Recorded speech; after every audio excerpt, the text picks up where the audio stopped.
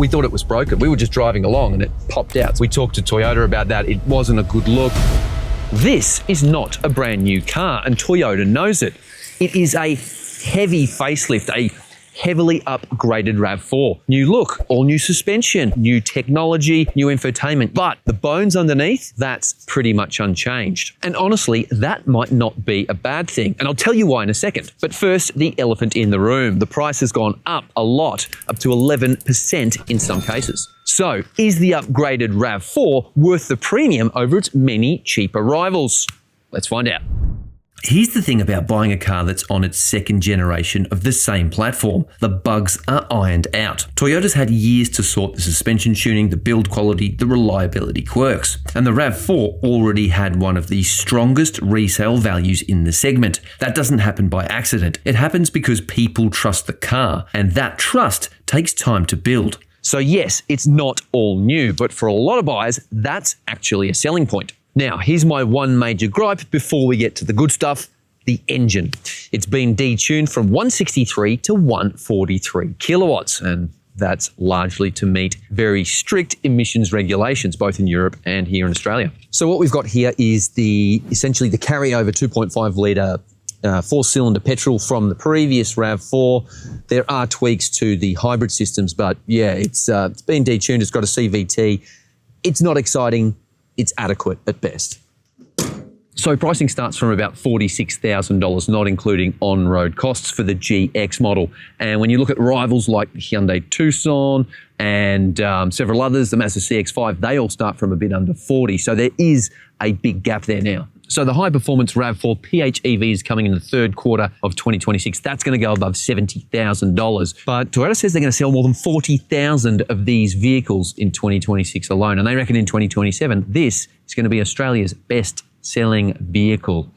Them's fighting words. Servicing is very affordable, one of the cheapest to maintain in class, and resale value up to 75% retained over 4 years and 80,000 kilometres. That's best in class by a significant margin. And it should be said, 1 in 4 RAV4 buyers previously owned a Toyota. At least that's what the company says. Loyalty is genuinely impressive.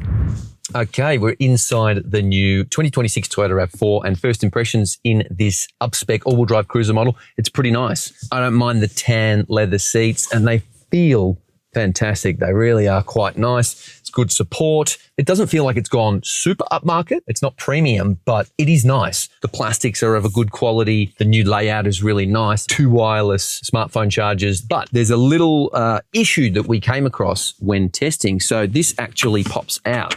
How do I do it? Like that. And so you can have a tray where, you know, things sit on it nice and easily, or you can have a soft padded to put your arm. So that's all well and good, but another journalist during this test pushed the fascia off the back section here. Now, we talked to Toyota about that. It wasn't a good look. You could see all the insides of it. We thought it was broken. We were just driving along and it popped out. So obviously they'd sort of nudged it while driving. Now, Toyota has gone back to the Altona base and basically said this is not a quality control issue. To make that section there pop off, you have to really jam it. You have to really smash it hard. And most owners probably won't do that. Oh, that's how you do it. You push them both in. There you go. But the big change to the interior, though, is the Arene operating system. Was it Arene or something like that? I don't know how you pronounce it. And that comes with 2 12.3-inch screens. The central one is a touchscreen. And now, finally, it has a home button. Well done, Toyota. Well done. But this system is actually really, really good. They've got new hardware in the background. They've got the new Arene operating system software. Everything runs really quick. I also like the fact you've got physical buttons along the bottom. So you've got the dual zone climate control down here and volume control. Excellent. And you've got front and rear defrost as well. That's really nice. So it's got built-in satellite navigation, which is really good. And what I love is that you can duplicate it on this screen here. You can put it on the 12.3-inch driver's display, which is fantastic. It sits in the middle there. Plus you've got 2 little clusters either side that you can change and tweak. It's a much better system than before. It's much easier to use with the steering wheel controls as well. You've got tire pressure. You can look at the hybrid system, whether you're an EV or non-EV, trip modes, how much fuel you're using, all that sort of stuff. What I really like though is when you do Apple CarPlay or Android Auto and you're using Google Maps or Waze, it will also duplicate the maps in this screen, which is fantastic. So you could use the other screen, leave that on Spotify or whatever. Let the passenger play with everything, while this one is your maps just for you. And yeah, it's a neat system.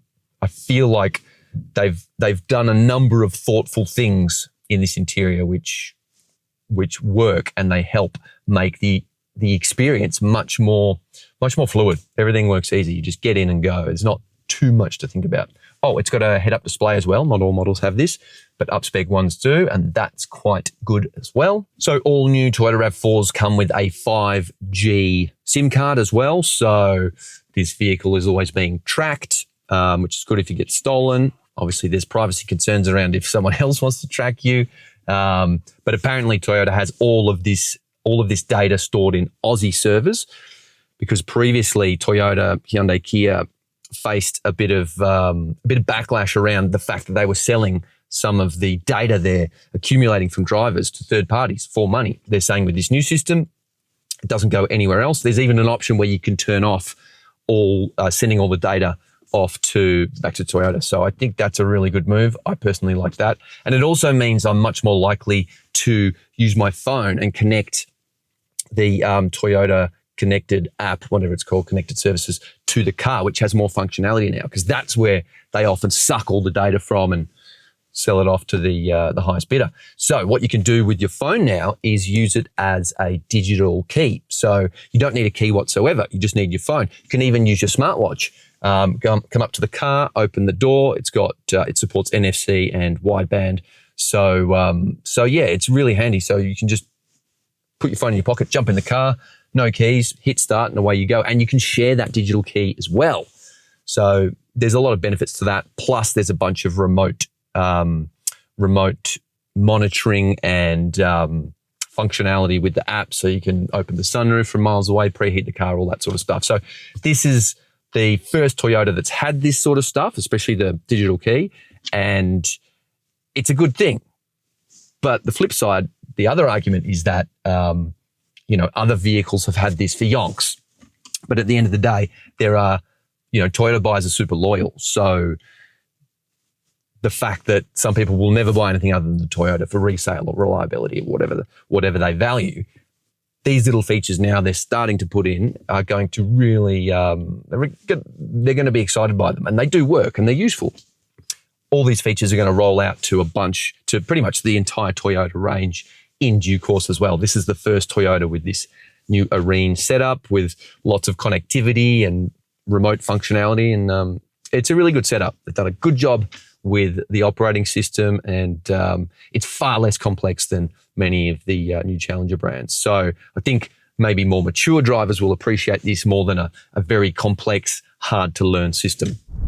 Okay, the back seat of the RAV4, and this is very comfortable. Again, the leather, the cushioning, it's really quite nice. The headrests, I'm feeling, quite cosseted back here. This doesn't feel like a budget cruiser, but the flip side of using the same platform architecture, having the same dimensions as its predecessor, means you don't get any more space in the back. So compared to a Kia Sportage and vehicles like that, this one is a little bit tighter. I've still got pretty good legroom. Teenagers, adults will be fine, as with little kids, because you've got your ISOFIX and top tether child seat anchorages. But again, it's not quite as spacious as some of its rivals are nowadays.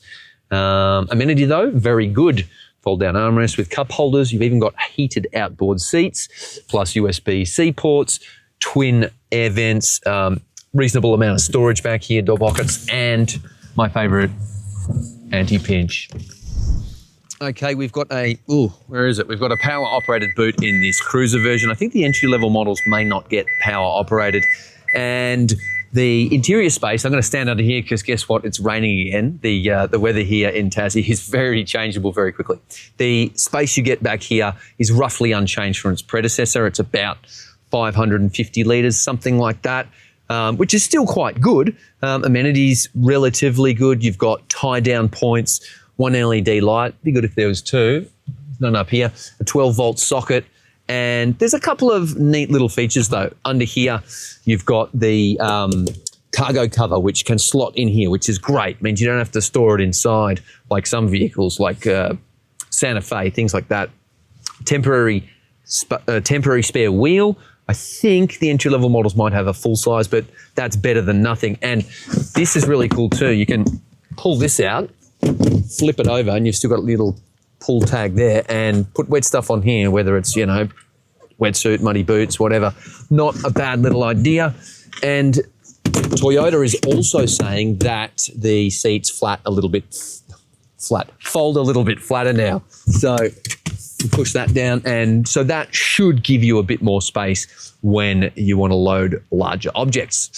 So the interior has definitely got a lot more updates than, say, the engine, but how does it drive? Well, actually pretty damn nicely. Let's do it. Okay, so this is Tasmania and the weather changes very quickly, and right now it is raining pretty hard. But turn right at the end of the road, then 300 metres later, turn right. I might turn the old navigation voice off. So while this car is essentially a major facelift, it uses the same platform, it's got the same wheelbase, the same length, the same width, even the same glass house. They have made changes to the suspension. Again, the previous model was actually pretty handy when it comes to driving dynamics, but this one is better. It is surprisingly good on these twisty mountain roads in Tassie. I'm actually quite flummoxed by just how much body control it has. They've completely redone the suspension, and it shows. Like there's these cars shouldn't drive the way it does, you know, in clement weather and all this sort of thing. It is so predictable, and it maintains such a flat attitude through corners. It's not just a family bus, even though this will be used primarily as, you know, troop transport, school runs, grocery shops, all that sort of stuff, commuting to work. If you do find yourself out there, great original series, by the way, out there, check it out on the channel. If you do find yourself on some fun roads, this car is actually pretty good. And another thing that has really improved in this car are the brakes. I had quite a scary moment yesterday when we were driving through some hairpins, and a logging truck was coming the other way, and it's so big, it was a B-double, it was on the wrong side of the road. It had to be. There was no way it could have got around this hairpin without doing that. And I had to slam on the brakes, ABS kicked in, and it pulled up really quickly. But more than that, the brake modulation, the brake feel itself is much better than the previous model. So regen brakes, which scavenge a bit of heat to add a little bit more charge to the battery, often feel a bit on-off, a bit binary. This one has some extra systems and tooling in there to make it feel a bit more intuitive, and it's really nice. It's much smoother and softer and just better modulated. It's a big improvement. Let's also talk about ride comfort, which is also quite good. This is a relatively comfortable vehicle. It absorbs bumps and lumps quite well. There's nothing to complain about there. I will say this though, on the models with the 18-inch wheels, I think it's the Edge, the more off-road one, it does feel a bit more compliant. It is a little bit softer. That's the one I'd pick because I like a bit more comfort. This one I'm in now, the Cruiser's got 20-inch wheels. You do feel some of the bigger potholes and hits a little bit more coming into the cabin, crashing a little bit. But overall, Toyota's done a great job with the suspension. I do like what they've done. A lot of it comes down to the platform. What's really interesting is that this platform underpins the Camry, including the GR models, the hardcore models. Talking to the head engineer of this project, who's out here in Australia, we had a bit of a chat to him yesterday. He said they have tried that crazy 3-cylinder turbo Gazoo racing engine in the RAV4. I don't think it'll ever see the light of day, but the fact of the matter is this chassis could definitely handle a lot more power, and that's probably the major shortcoming in terms of how this vehicle drives. Its lack of power. It's, the engine has lost a fair bit of power, and it's definitely not quite as punchy as its predecessor, so that is disappointing. And again, the CVT, when you put the foot in and you rev it, it just drones, and there's not a lot of engagement there. I mean, there doesn't have to be, and it does a very good job in terms of fuel economy. So I'm looking at 7.3 litres per 100 kilometres at the moment. That's not great. but that's because I've been thrashing it on some fun and twisty roads. Yesterday, I had it down to about 5.3, which is much better. This is the four-wheel drive model. I think the claim is about 4.6, and you could do that. It does seem to stay in EV mode for a reasonable amount of time. I'll get to that later. The body is also about 10% stiffer now. That definitely helps with the driving dynamics. But that engine, it's disappointing. It's just a bit flaccid. Apart from the electric gubbins, there's no changes to the engine. So fuel economy has been improved in this vehicle. They're saying about 4%, which is a positive, but you get that because of the detuned engine. But they've also added a bunch of new stuff to the powertrain, as mentioned earlier, lithium-ion battery, different e-motors, and annoyingly though, I was hoping the EV mode in this vehicle would be more like the Hyundai models and the Kia models, where it steps through the gears and you can get up to much higher speeds, 80, 100 kilometers an hour in EV. This one, we'll do a little test. Okay, we're in EV mode.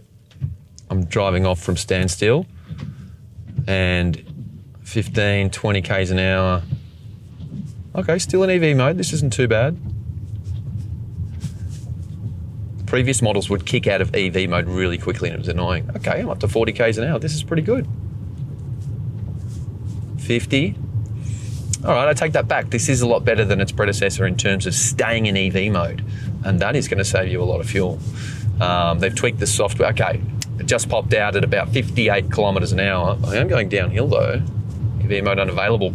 Speed range exceeded. So yeah, okay.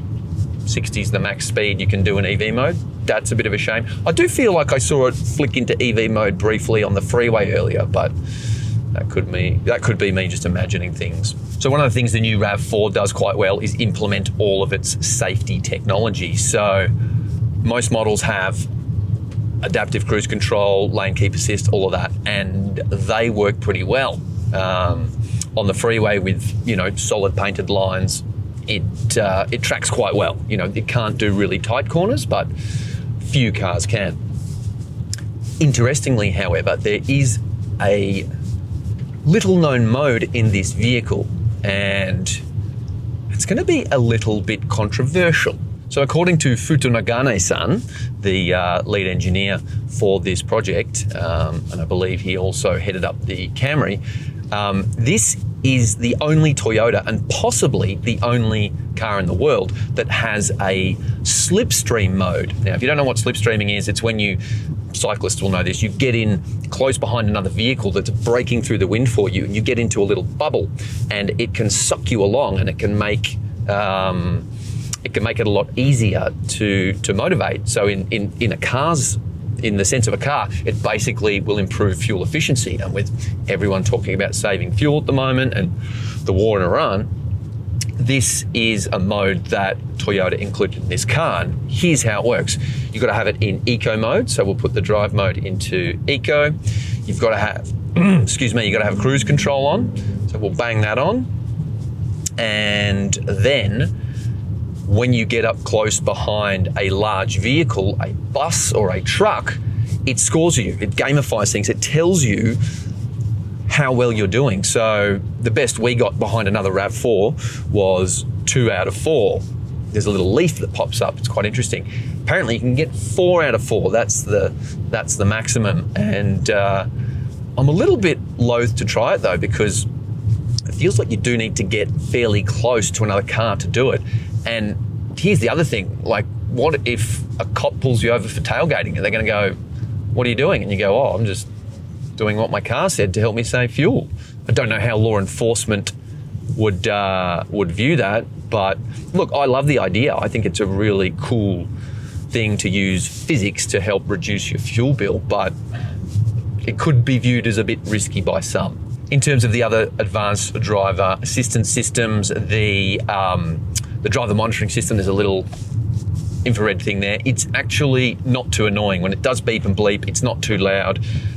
It does do it a lot though. I've got it turned off now for this camera, for these pieces of camera. But yeah, the systems in the car have been improved greatly across multimedia, all the driver assistance systems. It's yeah, it all feels really cohesive and easy to use. And I think that's the thing with the RAV4. It's so easy just to get in and drive it. You don't have to fiddle around with settings too much. You just hop in and go. And that's something that this car has always done well and continues to do well. So here's where we stand. Toyota spent its pennies refining what is already Australia's best-selling SUV and the world's best-selling SUV. And honestly, they probably could have just kept the old model and it would have still sold like hotcakes. Is it revolutionary? No. Is it as technologically advanced as some of the Challenger brand's SUVs? Not really. Has the price gone up while the engine power has gone down? Unfortunately, yes. But the platform is proven. The reliability reputation is ironclad. And because it uses much of what's gone before it underneath, there ain't going to be many kinks to iron out. And crucially, resale value is class leading. Plus, you've got the infotainment, the tech, and the interior being given a meaningful upgrade. The bits that you will spend most time looking at and messing with do feel genuinely new. It's not going to win any awards for innovation, but it is absolutely going to sell its wheels off. Because for a lot of buyers, this track record is worth every cent. And honestly, you don't need some journalist with 25 years experience telling you that this is good, bad, or ugly. I think most people are going to buy it based on the resale value alone. This is very much a safe bet.